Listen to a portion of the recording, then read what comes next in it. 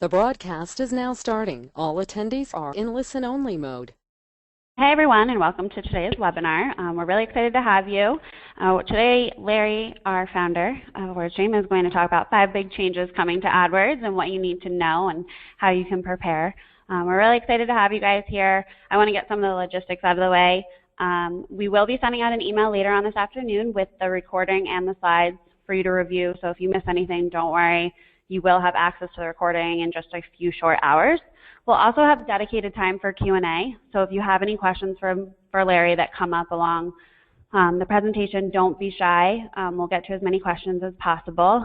And we definitely, encourage you to reach out to us on Twitter and via email later on today if we don't have time to get to your questions. But I'm going to kick it off to Larry right now and just get straight to the fun. So take it away, Larry. Awesome. Thanks so much, Callie. Thanks for everyone for coming. We're talking about 5 big changes coming to AdWords, what you need to know now. And here's the story, guys. The situation, I'm gonna be open with you here, it's not good. A diabolical villain has stolen all of our desktop clicks. And the way that I know this is I've done some analysis here of like clicks from desktop versus tablet versus mobile over the last 24 months or so for WordStream customers, and every single month, the number of desktop clicks is in decline, and the number of mobile clicks is on the rise. And sometime in the last year, call it maybe October or November of last year, mobile actually overtook desktop in terms of the share of paid clicks for our customers. And so this diabolical villain, he's so bad, he's abducted this beautiful actress, and it's even worse. Our boss at the Impossible Mission Force is trying to frame us for a crime we did not commit. And so, guys, that's how I feel basically in terms of the situation here. We're trying to take on these really tough mobile search advertising challenges with desktop-based, older desktop-based search advertising weapons. And I think, I've been doing this for a couple years now. Mobile, the shift has been going on for a couple years, and I came across a couple epiphanies that I wanted to share with you. And the first one is this idea that mobile converts pretty differently. So 90% of the local searches that people search for on their phones turn into in-store sales, and those are different to measure from a conversion perspective. Another mobile epiphany here is this idea that we need more friendly mobile ad formats. And it's pretty hard to come up with these mobile ad friendly formats. We need mobile responsive designs that work on all sorts of different devices. Another challenge has to do with Facebook ads and how they're so great at being able to target certain demographics, interests, and behaviors, on their mobile phones. And it would, I'm not saying AdWords, AdWords is no slouch, but it would be cool if there was some additional ways to kind of narrow down not just the keyword that people are searching for, but also kind of like the demographics of the people who are actually doing the searching to be able to target there for additional relevancy. Guys, another problem or challenge in terms of the mobile search has to do with the mobile bid strategy. Currently, it's all kind of based off of a desktop bid. But, now that desktop's kind of in the rearview mirror, we need to think about, doing bid management and bid strategies in a purely mobile sense. And so, some of these challenges, when I think about them all together, it makes me think that sometimes, for a small business, mobile search advertising can feel like a suicide mission. And so what we need is new mobile AdWords weapons and strategies to use to tackle on this new villain, this diabolical villain. And so that's exactly what happened this week. Earlier this week, Monday, Tuesday, I was in San Francisco. I literally just got back from Red Eye into the office just a couple hours ago. But I was at something called the Google AdWords Performance Forum. I've been there for the past 3 years. Every year, once a year, they kind of announce the major themes of all the new features and functions for AdWords Google Analytics, just to kind of give you a sense for what's coming. And so I got to meet and talk with this guy Sridhar Ramsarwani, the VP of Ads and Commerce, who runs pretty much everything to do with AdWords there. Also this other guy named Jerry Dishler, who's a colleague of mine. He's the VP Product Management at Google AdWords. And basically we were able to and I go over, all the new features, and also talk about, specific questions about all these interesting new features. And I wanted to share them with you today in my webinar. But just a little bit about myself. I forgot to introduce myself. I'm Larry. I'm the founder of WordStream. I'm also an expert in PPC marketing weapons for the Impossible Mission Force. My job is to equip PPC marketers with the know-how, strategies, and tools to be successful in their marketing endeavors. I'm also the founder of WordStream. Started this company back in 2008 as an individual marketer working out of a Panera Bread because they offered the free Wi-Fi, unlimited Diet Coke refills. The company's since expanded over the last 8 years. We're about 200 people, over 10,000 customers, managing $500 million of ad spend for small businesses worldwide. My background is in electrical engineering, so definitely weapons technologies and stuff like this. It's just up my alley. And I also have a 2-year-old kid named Julian, or you can follow him on Twitter using the hashtag PPCKid. Here we are last month actually running the last mile of the Boston Marathon together. Oh boy, was that ever fun. All right, enough about me. Back to our story. And we need these new powerful weapons to battle this new adversary of mobile search ads. And the number 5 new mobile PPC weapon has to do with something really, really exciting. And I'm just blown away by this. It's ads on the Google map. All right, so this is kind of a big deal because Google Maps, I don't know if you know this, but over 1 billion users use this product, Google Maps, like the app and the desktop version of this product. And people actually, using Google Maps, navigate to 1.5 billion destinations every day. Something like 1/3 of the searches happening today are related to finding locations around them.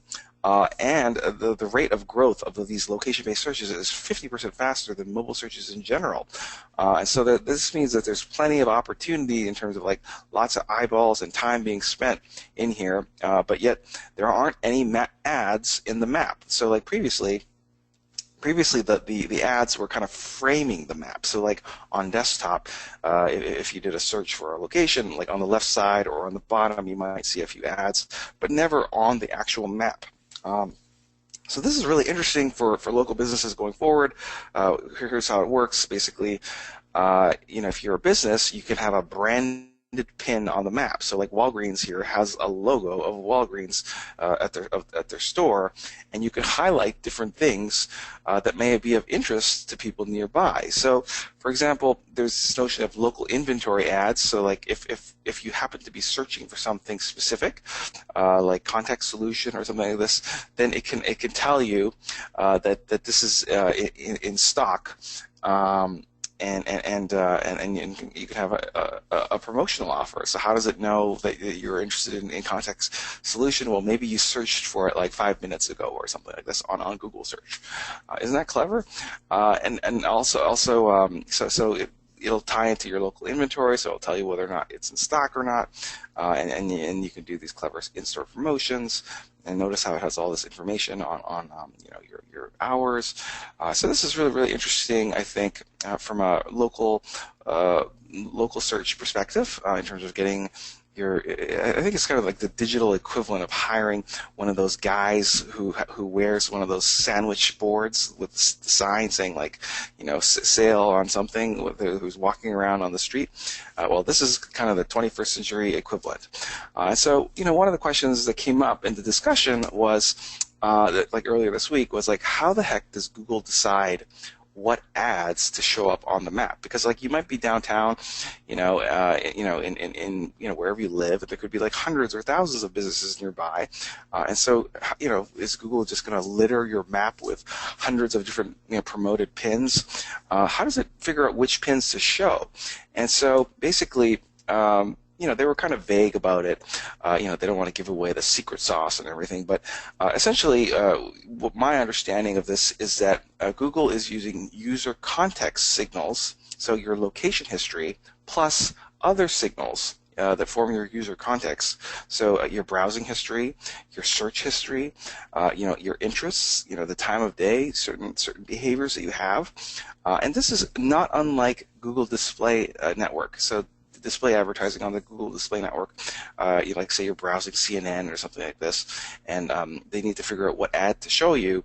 That's often based on your user context and these different signals. And so it's kind of like having a little mini display ad network of relevant local things to choose from, like right on the map as you're moving from point A to point B. I think this is brilliant, and I'm really excited because I think this will open up a lot of inventory it's for more foot traffic to your businesses, and this is just invaluable stuff because these are the people who are like really close to your business and may have an interest in what you have to sell. All right, guys, so we're down to my number 4 new mobile PPC ad weapon, and this has to do with the concept of in-store conversions. So this blew my mind. So Google, in the last 2 or 3 years, has been mapping out all of the store locations on the planet. This is actually a map of a busy area in Japan. Actually, I think I visited here. This is that busy intersection that you see on the movies in Japan. But basically, there's so many stores around here because they're all high-rises and everything. But what Google did was they mapped out like the physical locations of every single store, of millions of retail locations, and so then they've got this new kind of campaign. It's actually not new; it's been around for like over a year, but basically it's this notion of a in-store type of what is it called? Visit your business action in terms of campaign, and so you can create these campaigns and set as a goal conversion like people walking into your physical store. Remember, 90% of local ad searches results in somebody walking into your store, but that's very difficult to measure. Well, not anymore. You see, because what this technology does, and this is mind-blowing, so your phone that you carry with you everywhere you go has a location history associated with it, and Google can kind of figure out, based on what ads you clicked on, did you end up navigating to the physical store or not, and can count that as a conversion. And so they did something like 1 billion tracked store visits over the last 2 years using this technology, and to check to see how accurate this thing is, they called up like hundreds of thousands of people.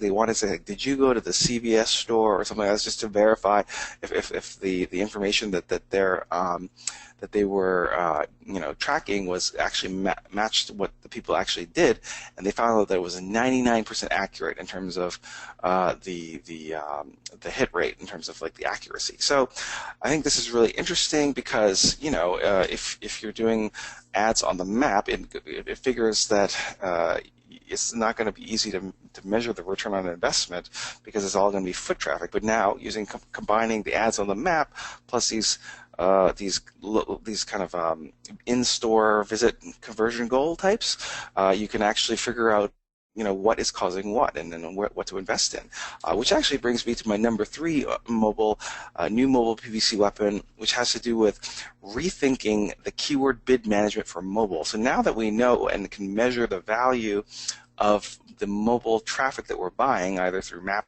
or search or whatever, or display, it would stand to reason that we need to have a way to bid the keywords up or down based on the value that we put from searches coming from different devices. So famously in 2013, or maybe infamously, I don't know, Google invented in 2013 the concept of enhanced campaigns and this notion of bid multipliers, where you could kind of raise and lower the bids based on the location, device, and an audience that you're targeting, but it was very famously missed out was that in terms of the device targeting, it was only possible to to target by mobile or desktop in terms of like bidding up or down. There was no way to separate the tablet bidding from the desktop bidding. Those are kind of like merged together as one. And so this is my colleague Matthew Embro. He famously said on Twitter, the lack of tablet and desktop segmentation, I believe, is, I can't even read this online. It's so bad. But anyways, he didn't like it, and so here we go. It's now 2016.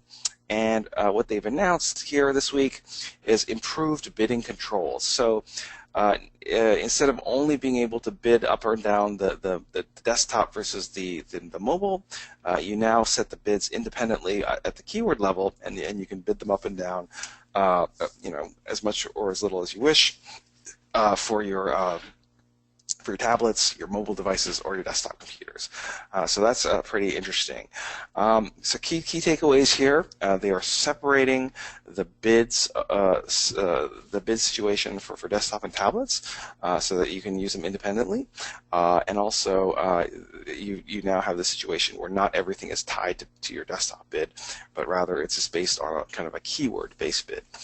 All right, so we're down to my number 2 PPC weapon for today, which has to do with powerful new ad formats for mobile. And so this has blew me away. It has to do with expanded text ads. So what they're doing here is they're giving you not one headline, but actually 2 headlines. So like if everyone asks you like, why should I do PPC? And I can just do SEO. Well, you can just ask them, well, how many headlines do you get in SEO? Do you get 1 or 2? And in PPC, they're expanding the program to allow for 2 headlines. The ads, or the resulting ads, are actually 50% bigger. Look how big these ads are. It shows them on both the desktop and on mobile. Look how much more text you can put in there and how much more room it takes up on the screen, and that means it's pushing everything down, and you're just dominating all this top real estate that's so valuable. Here's another picture. Unfortunately, this is from my spy camera, and so the picture is a little grainy. I'm going to need to up my spy gear, but basically here's a picture that I shot for a Guitar Center ad. Again, you can see the new ad format is so much bigger and so much more prominent, and we can communicate all the information that we need to our prospective customers. And so this is how it works here. There's the expanded text ad format. It used to be like 2 description lines. They've flipped it, so now there's 2 headlines. So you have 2 30-character headlines, an 80-character description line, and all of this stuff wraps automatically. And the path fields, that's just like additional kind of fields that you can text that you can put in there that'll kind of give users a clue as to where you're going to be sending them after they click on your ad. And so, what does this mean? Like how, why should I use this? Well, it's huge. The 50% increase in real estate means a 20% uplift in click-through rate, according to Google. And this totally makes sense because you're substantially increasing the size and prominence of this ad, and so you're going to get a lot more clicks as a result. At the expense of everyone else who's not using the new ad format. So that it's really important that you adopt this thing, and you can more clearly message your benefits and your unique selling propositions. And of course, this is all mobile optimized. It wraps automatically regardless of screen size. And so that's what they did in mobile text ads. What about the Google Display Network? All these kind of image ads that it's such a pain in the butt. You have to have like something like 12 or 13 different image ad formats if you're doing campaigns on the Google Display Network. Where that becomes challenging, of course, is that what if you have like 100 campaigns, and so each of those 100 campaigns needs like 10 different ad formats. Boy, is that ever a pain in the butt. So what they're doing now is they're saying, well, hang on a second, let's rethink this from a mobile first perspective.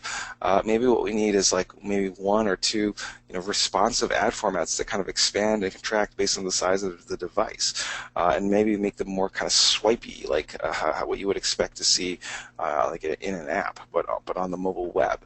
And so that's kind of what's being offered here, and I think I'm really excited for this because I think it's going to make the ads look so much better, and people I think people sometimes complain about ads because they're just so annoying, but I think these actually look pretty good. All right, so we're now down to my number one new mobile PPC weapons, and this is so powerful. It has to do with the notion of audience targeting in search ads. So audience targeting, I'm not sure if you've ever heard of this. It's called, there's this thing called remarketing lists for search ads. It's abbreviated RLSA. And basically, it's a search ad technology that combines the power of audiences and search ads. So rather than targeting everybody in the world who searches for a certain keyword, what you're doing is you're saying, oh, I only want to target the people who recently visited my website who are also searching for this particular keyword. So that's RLSA, or remarketing lists for search ads. And the reason why this is so amazing is, is because it's basically a donkey rocket versus a unicorn rocket here. So like you got your regular keyword targeting, there's nothing wrong with it. It's very, very powerful. But when you combine audience targeting and keyword targeting together, well, then that's kind of like unicorn level ad targeting. It's so powerful, so rare, so precious. You basically, on average, when you combine the two signals of remarketing plus search ads, we find 3 times higher average click-through rates. 1/3 the cost per click, because the higher the click-through rate, the less you pay because of the quality score discounts. And we also typically see somewhere between 2 to 5 times increases in conversion rates, because these are just not random people who are clicking on your ad. They're people who are familiar with your brand because they recently visited your site. And so this is very, very powerful. I just want to give you an example from one of the campaigns that I'm running for one of my customers. And you can see that's basically the same campaigns being run on different targeting settings. One is just the generic keywords. One of them are targeting the same keywords using RLSA targeting, and the last one is using email targeting for the same keyword list. And notice how the conversion rate goes from 10 to 20 to 30% roughly. The more targeted you are on the audience targeting. So that's a pretty big deal. It's not just the conversion rate, but also the click-through rates go through the roof. So like, just generically targeted keywords, 1 to 3% is pretty typical. But when you add audience targeting, you're increasing the click-through rates by as much as 10 times. Look at the RLSA click-through rate. It's 12%, and the email click-through rate is something like 22%. Now, the problem here is that other column to the left there where it says impressions. Like, So like the generically targeted keywords, the people who haven't visited your website, basically, we're talking hundreds of thousands of impressions every day. Whereas when you're only targeting kind of the people who visit your website, or the people who are actually your customers, we're talking like digit thousands of impressions in a given day, 2 or 9,000 for this particular advertiser.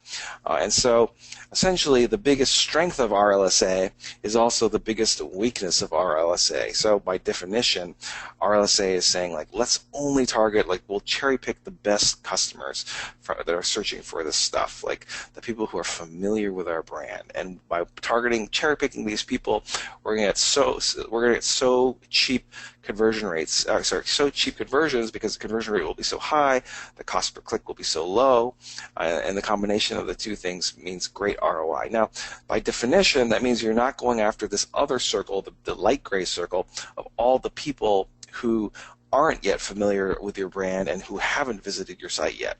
And so, like, basically the quantity of conversions really suffers. Like, you might be getting, small number of conversions, again, but getting them for ridiculously cheap. I think what you want to really have is the best of both worlds, where you can have lots and lots of conversions for very, very cheap. And so I was really excited to hear, these people from Google, my colleagues, announcing a new solution for greatly expanding that small gray circle. And so the new solution is called Similar Audiences for RLSA. And so what they had a really interesting wording for this technology. He said, the speaker said, here what we'll do is we'll target people who should visit your site but just haven't gotten to doing it yet. So I think what they mean by that is that they're using, like, people's search history for, like, people who are searching for the things that are relevant to your site, but they haven't yet clicked through to your site.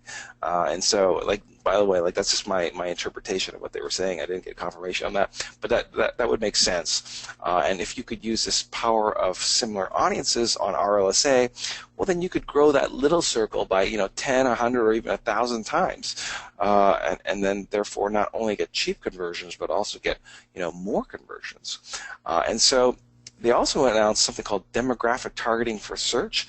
This one is actually available in beta, as my understanding. And so what they're saying is that it's not just about the keyword that people are targeting. It's not just about the fact that they recently visited your site, but you can layer in additional demographic targeting, such as age, gender, parental status, income level, that kind of stuff, to match the demographics of the searcher to the demographics of your target customer, right? If you sell stuff to women, well, then you should be excluding men or something like this. Or if you sell to old people or people with kids, then it would make sense to exclude kind of the null audience, like the one that you want to not sell to. So I think it's just so interesting, because when you target like keyword searches with remarketing, meaning that they checked you out recently, and demographic targeting, like if they match your target audience, well, then you're actually targeting a very, very narrow kind of segment of the perfect audience for your products and services. And when you get this working, you can actually it's actually kind of magical. It's like printing money. And so I call it a unicorn detector, because it's just like automatically finding the unicorns in a pile of donkeys, by combining the right demographics with the right keywords with remarketing. You're just finding the customers, right from the pile. And so those were my top 5 new mobile advertising weapons that I thought were the most impressive. There were a lot of other little things, but I thought these were kind of the strongest ones that I was most excited about for most companies. They talked a little bit about other PPC weapons that weren't necessarily mobile specific, and I'll just show you a little bit about what they talked about here. One was this notion of the new Google AdWords interface in 2017. So this is just a new interface. It's not specifically for mobile. Honestly, it was not that crazy. It just looked like kind of like a reskinning of the existing interface, if you will. So like what they're saying is, when you log into AdWords, you'll get some new dashboards, like what are your top campaigns, or what's the device summary, and this kind of stuff, and there will be more visual. They only had 3 visual little widgets that you could add, but they were going to add more of them. This is actually not even in beta. You can't even use this right now, because it's really funny. Like, there's certain areas on this tool, like they had it working on a few demo pods, and I spent an hour working on it, and there were certain areas where if you click on it, it would just say like coming soon. It reminds me of like those GeoCities homepages from like the 90s, where it's coming soon when you click on a dead link. But basically, like, they're still building it, but there was enough there that they could demo certain sections, so they're saying, when you log in, you're going to get these nice dashboards. They kind of redid the navigational structure. So like in the current AdWords system, things like ad groups, keywords, ads, ad extensions, those tend to be on the top navigation, like going across the screen. Now they've got it on a vertical secondary navigation, kind of going down the screen, as you can see in the screenshot, where it says overview, opportunities, ad groups, ads and extensions, keywords. It's kind of all they did was they kind of moved it from a kind of a like a horizontal menu to a vertical menu. Another thing that they've done is they've kind of consolidated tabs like ads and extensions, which are currently different tabs. They've consolidated them into one tab, because usually it's the case whenever you're working on like an ad, you might want to also see the extensions that are associated with that ad.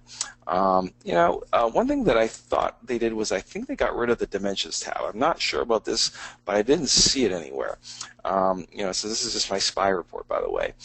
So Dimensions tab, that's kind of like a dumping ground for random reports that you can run on AdWords, and it's so complicated, because like, it's got all this complicated, powerful stuff, and nobody even knows is in there. So I think what they've decided to do is saying, instead of having this dumping ground called the Dimensions tab where we've got all these reports, why don't we just expose those reports kind of in the individual tabs, like at the campaign and ad group level. So you can see, like, for example, the device summary, like, what are people searching for, like from what devices. Same thing with location segmentation. This used to be a dimension in the Dimensions tab, which I couldn't find in the new interface, and now they're just making it available at the ad group and campaign level to see where the clicks are coming from. There's also a new campaign creation workflow. There's so many different types of campaigns in AdWords. You might not know exactly what campaign to create. And so it'll ask you questions like, what are you trying to do? Are you trying to get people to buy stuff on your website? Are you trying to get them to call at your business? Are you trying to get them to physically visit your business or install your app, etc.? So this more kind of a wizard for figuring out what campaign you might need. And by the way, they assured me that if you found this to be very, very annoying and you knew exactly what you were looking for, you could just turn this thing off and manually create whatever the campaign you wanted to create. Okay, so that's the new interface. Basically, in a nutshell, it didn't seem like that different, but I do think it's like a little more slick. This thing, on the other hand, this is a Google Analytics feature that blew me away, and I just needed to tell you about this. So what they're doing is they're enabling machine learning into Google Analytics to do like this voice-enabled data assistant search. So as you know, Analytics has so much data in there, but you have to be kind of a Google Analytics guru to figure out the answers to any of your questions. Like we at WordStream, we even have like a person who specializes in Google Analytics so that we can like ask her questions to figure out the answers to different questions that we want to know. And so that's actually that's pretty bad, because like WordStream is like an internet marketing company, so we should be able to do this. So that means that means it's pretty complicated. And so basically, the new data assistant, it's just like, as you can see in the box there at the top, you just type in or speak. You say, what were my best selling products for April? And using the power of machine learning, Google can kind of figure out what it is you're looking for. And at the bottom of the screen there, you can see it says top 10 product revenue, during the month of April, and it's listing out like these different hoodies and things with product revenue numbers. So I thought that was really powerful. I'm really excited for the future of Google Analytics, especially if they can make it this easy to figure out, information about your website data. All right, so those are all the new features and functions that I reviewed this week that I thought were really killer. What does it all mean? So good news. We've defeated this evil villain with our new powerful technology for dealing with mobile advertising. Let me just kind of summarize the flow here of the mobile weapons that we were talking about today, because they actually are related. It wasn't just a random bag of weapons. Let me explain here. We're going to do advertising on Google Maps, based on user context and your location. We're gonna get people in the door. But in order to make this work, we also need to use in-store conversions to measure the impact of ads on offline shopping behavior. Now that we are able to quantify the value of the shopping behavior, we can use the new powerful mobile bidding tools to separate and set specific bids based on the devices that are being used. Of course, we're going to need new ad formats, and so they've given us mobile responsive text ads and display ads that are much bigger and better than before. And of course, finally, we're going to layer in additional audience targeting technologies on top of the search ads that we already have, using enhanced RLSA and similar audiences and demographic targeting to make sure that we're not just buying clicks, but we're buying clicks from people who meet our target audience profile. And I think all of these are fantastic weapons that we can use. And so in terms of the key takeaways, I actually asked one of the higher-ups at Google, what do you think all this means? And he just said, it's been such a cliche. Every year, everyone declares like this year or next year will be the year of mobile. And he said, well, mobile's already kind of surpassed desktop, and so we really need to start re-envisioning our advertising campaigns, kind of with the fact that the era of desktop is kind of in the rearview mirror, and then we need to start thinking of this in terms of the mobile campaigns first, and then secondary concern is the desktop. We've got tons of new gear here to use for our campaigns and for our our strategies and tactics, and also the key here is that as they're rolling these things out in the next couple of months, you really should take advantage of them. There's such a decisive advantage of being a first mover. You can really, if you're the only person in your vertical that is using these double-sized headlines, well, then you will be the unicorn in a sea of donkeys. And this is very, very powerful because you'll have a relative stronger showing relative to your customers, your competitors. All right, so that's all I had for the new weapons of mobile PPC. I have a special offer here for people who sat in on this webinar today. And basically, Callie, do you want to open the poll question for our visitors today? Yeah, let me just pull it up. So our three offers are, so the first offer has to do with a free demo of the WordStream PPC Advisor software as a service platform. This features something called the 20-minute PPC work week. It features complete integration with AdWords, Bing ads, Facebook ads. We've got call tracking, which is another important aspect of PPC marketing. And in the mobile world, it's got a landing page hosting, so many other great features, and we'd love to demo that for you. Our second offer has to do with a free AdWords account assessment for mobile readiness using, from one of our Google AdWords certified account representatives. So we'd love to help you figure out, how much of your traffic is coming from mobile. How does it compare to your desktop traffic? What types of things are you doing or not doing to better monetize that mobile traffic? And so these are certified AdWords, Google AdWords professionals. Or thirdly, you can just say, no, I'm not interested in powerful new PPC weapons at this time. But I really think that would be a bad idea given the importance of all this new stuff that we're talking about. At this point, let's just move to questions. All you need to do is just type the questions into the chat screen at the bottom of the right side of your page. Callie, do we have any questions from anyone attending our webinar today? We sure do. Before I hop into that, I want to just add one thing on to what Larry was saying. We are sending out the recording and the slides later on today via email, so don't worry, those will be coming your way. Larry, I think one of the most popular questions that we're getting here is, what is the timeline for the launch of everything you talked about today? It varies based on the feature. On average, they said they would hope to get these things out in the next 3 months. Some of the things are already in beta, like the expanded headlines and the demographic targeting for search ads. And if you're a WordStream customer, just talk to us. I think we could probably make an effort to try to get you into one of those betas if you thought that was critical for your business. Other features and functions are actually not yet available in beta, such as the new interface and some of the other features that we talked about. And I have no idea, but they did say that they'd like to make it so that the features that they're talking about are stuff that comes out in the next, on average, 3 months, as opposed to talking about stuff that might take a year or two to come out. Great. Next question is, do you see any applications for e-commerce without a physical store when talking about the map ads and pins? Oh, so if you're an e-commerce store with no physical location,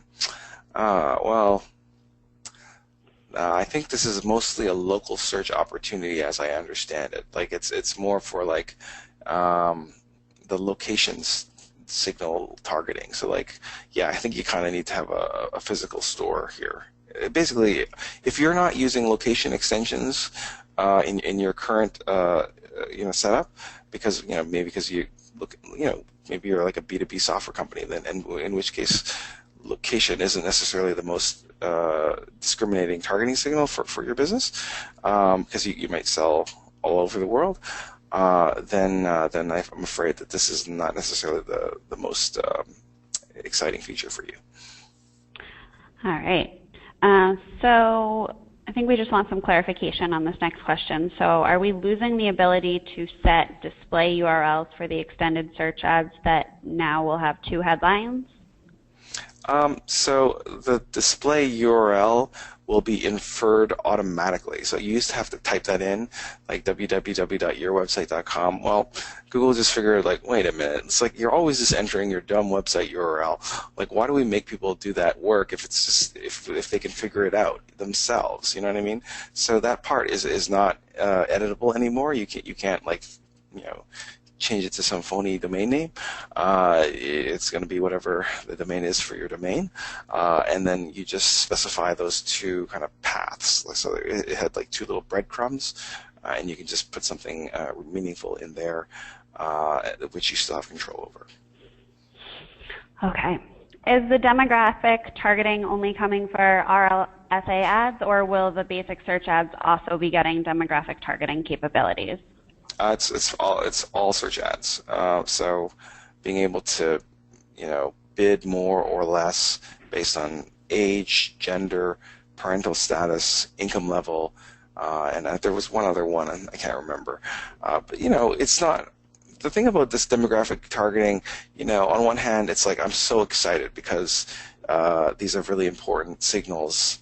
On the other hand, I'm still left kind of a little bit wanting more demographic signals. So like, like maybe how many, your political leanings, or your do you own a boat? Like, there's so many different possible demographic signals that you can go after, and they're only kind of going after these a smaller subset of them. So I'm hoping that the test goes really well, and you know how Google is, they're very clever people. I'm hoping that they will figure out how to extend these capabilities to even more demographic targeting. But yes, to answer the question, it's available for both search ads and RLSA. Okay. Is there going to be a premium attached to the map ads? A premium. So you have to pay for them, if that's what you mean. It's not free. It's a cost per click system, just like every other ad platform in Google. Like so Do you think it'll be above and beyond the normal? It's an auction system. So like if people are, you know what? I think it'll be cheaper. Okay. You know why? Callie, here's why I think it'll be cheaper. So in the ad auction, okay, you're competing with all the people who do like lawyers or dentists or whatever, like emergency dentists. So then there could be like dozens and dozens of dentists in Boston, right? But on the map, it's like you're kind of eliminating your competition based on the location of where the person is searching from, right?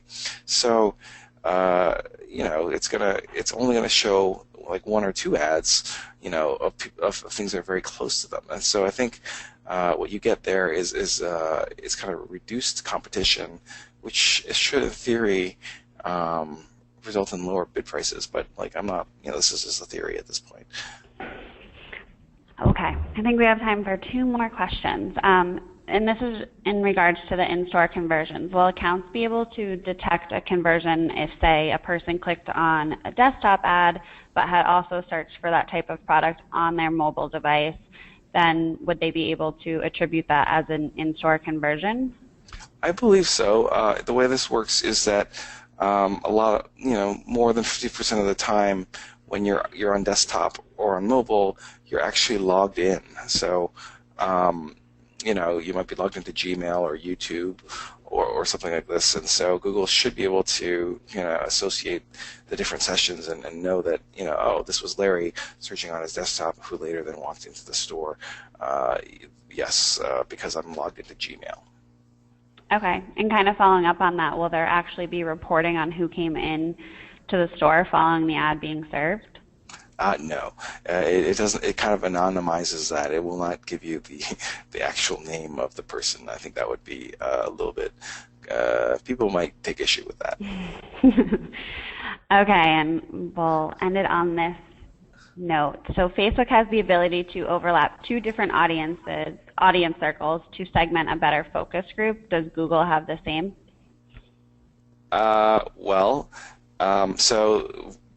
So kind of. Of the 5 or so demographic targeting options that you're targeting, like men, women, gender, age, parental status, income, like you can specify like I only want women who are rich and have kids, or something. You know what I mean? Like, yes, so you can kind of combine them in that way. But the only thing is that in Facebook, they've got a lot more of those segmentations. I think it's like thousands of them, whereas in Google, it's still single digits. Got it.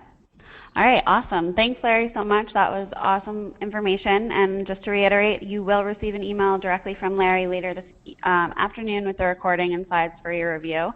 So we really appreciate you guys taking time out of your busy schedule to join us today, and hope that it was beneficial for you. And we look forward to seeing you at a future WordStream webinar. And Larry, thanks so much for your time as well.